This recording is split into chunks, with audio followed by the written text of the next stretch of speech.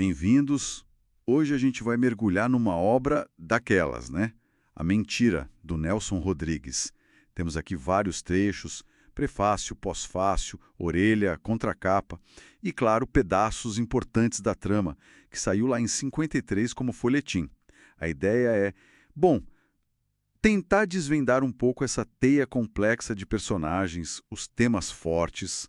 Vamos lá, então. Vamos, e é uma obra bem significativa, né? Porque foi o primeiro romance que o Nelson assinou com o nome dele mesmo. Antes ele usava pseudônimos, tipo Susana Flegg. E uma coisa que chama atenção logo de cara é a força do diálogo. É quase como ler uma peça de teatro, sabe? Com toda aquela intensidade que ele chamava de tragédia carioca, focada ali nas tensões, na hipocrisia da vida suburbana do Rio. Exatamente. E o cenário é esse, um casarão na Tijuca, o centro de tudo é o Dr. Maciel, o patriarca. A descrição é forte, dominava pelo terror. Ele claramente despreza a esposa, a dona Ana, chega a chamar ela de lesma. E a família toda mora junto, né? As 3 filhas casadas com os maridos ali na mesma casa. E tem a caçula, a Lúcia, de 14 anos. A fixação dele pela Lúcia é evidente desde o início. Ele fala mesmo, Lúcia é tudo pra mim. Tudo. E essa intensidade toda já conecta com os temas que o prefácio da obra aponta, né? O pecado, que paira sobre todo mundo ali, mesmo que não seja algo concreto o tempo todo, é uma força constrangedora. E a culpa, que o prefácio chama de invenção do pecado, é ela que move a ação, que sustenta o drama. O prefácio também fala da desmedida, do exagero no diálogo.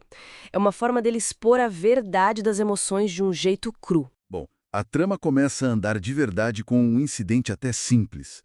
A Lúcia, a caçula, sente uma tontura, uma vertigem. O Dr. Maciel, super protetor que é, manda logo a filha para o Dr. Godofredo, que é amigo da família. Ela vai com a mãe, a dona Ana. Parece algo banal, né? Mas aí, Aí o negócio complica. E como? Porque é pra dona Ana que o Dr. Godofredo solta a notícia depois de examinar a Lúcia. Uma bomba. Sua filha vai ser mãe. Imagina o estado da dona Ana. Pânico total, ela não consegue acreditar. E o curioso é a Lúcia. Com 14 anos, sem namorado conhecido, ela reage com uma calma, quase uma ingenuidade infantil, sabe? e a reação do Dr. Maciel quando recebe a notícia pelo telefone lá no escritório é puro Nelson Rodrigues. Primeiro aquela negação violenta, é mentira desse médico, depois vem a raiva, o desespero e a pergunta que vai ficar ecoando. Quem é o pai? Fica muito claro ali o tal regime do grito que ele impunha em casa. É a autoridade dele sendo ferida. O confronto dele com a Lúcia logo depois é tenso demais. Ele pressiona, quer uma confissão, mas ela só diz: ninguém. Ela jura pela vida dele que não tem namorado, que não gosta de ninguém. E essa aparente inocência dela é o que mais perturba ele, sabe? Porque não encaixa com o diagnóstico de gravidez. E a desconfiança dele não demora a se voltar para dentro de casa. Ele fica convencido que o responsável tem que ser alguém da família. Chega a verbalizar o horror. Um genro meu? Um cunhado de Lúcia? A partir daí o clima na casa fica, nossa, irrespirável. Como o narrador diz, né? Dir-se-ia que ninguém confiava em ninguém. É a tragédia carioca ali ao vivo. A fachada da família desmoronando. E no meio desse furacão todo, tem a Lúcia. Que personagem complexa. Ela é descrita como mimada, petulante, um caso seríssimo de petulância e inconveniência, mas ao mesmo tempo submissa ao pai. A relação dela com os outros é ambígua. E depois ela mostra uma firmeza sobre a gravidez. Meu filho há de nascer. É interessante que um dos cunhados, o Aparício, percebe nela um comportamento de mulher feita, apesar da idade. Essa dualidade é muito Nelson. Aí a trama dá uma guinada daquelas, brutal. A dona Ana, pressionada pelo marido que a culpa pela situação toda, revela um segredo antigo e devastador. Lúcia não é filha biológica do Maciel. Ela conta que foi fruto de um caso rápido com um amigo dele, Cláudio, que já tinha morrido. E a reação do Maciel é desconcertante. É um alívio, quase uma euforia. Ele fala, não é minha filha, nunca foi minha filha. Oh, graças, graças. É chocante de ver. Esse alívio dele é um ponto-chave, né? Mostra que talvez a obsessão dele não fosse só paternal. A descoberta que não há laço de sangue parece libertar ele. Permite que ele olhe para Lúcia com, como o livro disse, uma curiosidade nova. Isso aí escancara a complexidade, talvez a natureza sombria do sentimento dele por ela. Um tema recorrente no Nelson, né? O desejo reprimido ali sobre a máscara da família. E enquanto essa bomba explode dentro da casa, a gente conhece o Nonô. É um vizinho de 19 anos, paralítico, que tem uma paixão intensa, mas secreta pela Lúcia. Existe uma dinâmica ali entre eles. Beijos, uma dependência emocional forte por parte dele. A Lúcia parece dividida, talvez seja pena, talvez outra coisa, mas ela recusa a ideia de casar com ele. Bom, a revelação sobre a paternidade da Lúcia e a resistência da dona Ana à ideia do Maciel viajar sozinho com a menina. Isso leva o Maciel a um plano horrível para se livrar da esposa. Ele começa sutilmente a minar a credibilidade dela, sugere que ela está desequilibrada, interpreta qualquer reação dela como sintoma de loucura. Ele até contrata um psiquiatra, o Dr. Jubileu, mas apresenta como se fosse um conhecido só para observar a dona Ana.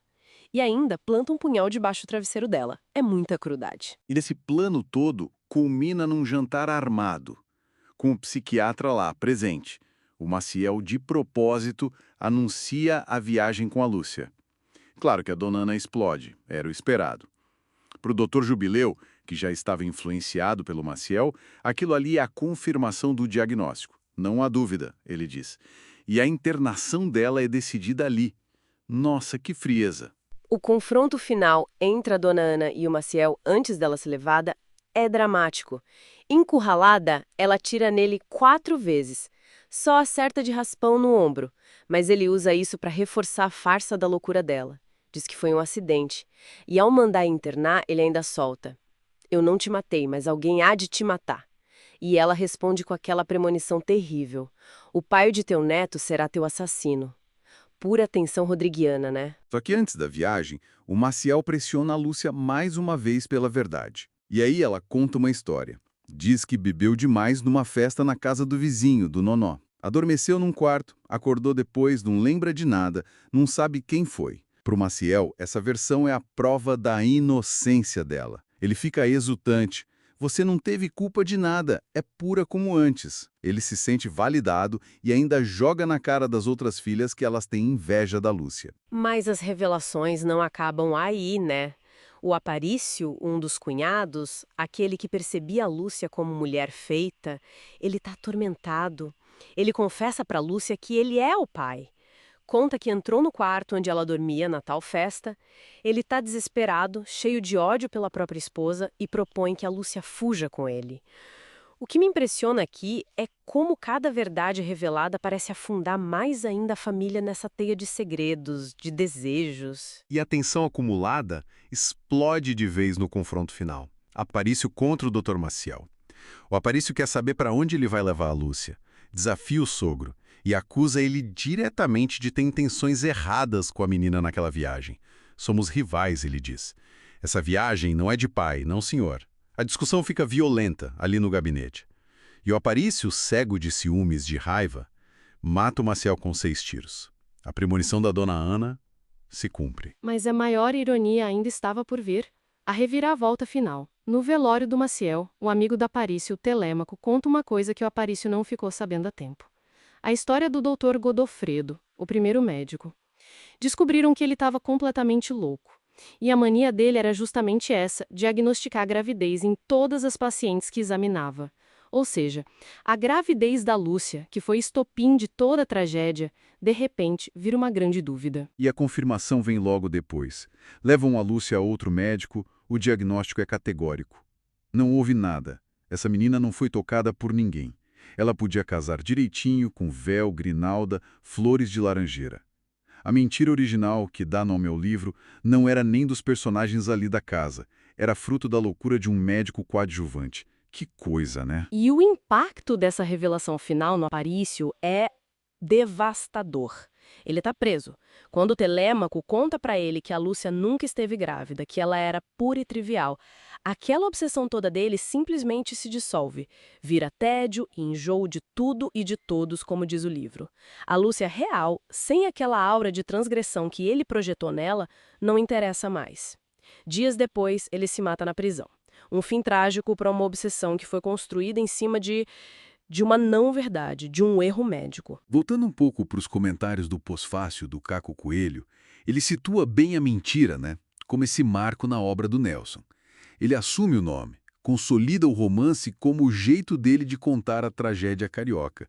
E como essa linguagem coloquial, direta, às vezes brutal mesmo, serve para mostrar as feridas daquela classe média suburbana. Exatamente. E o Coelho aponta como os personagens se encaixam nos arquétipos rodriguianos. São aqueles modelos que se repetem na obra dele, sabe? Símbolos de certas obsessões, conflitos.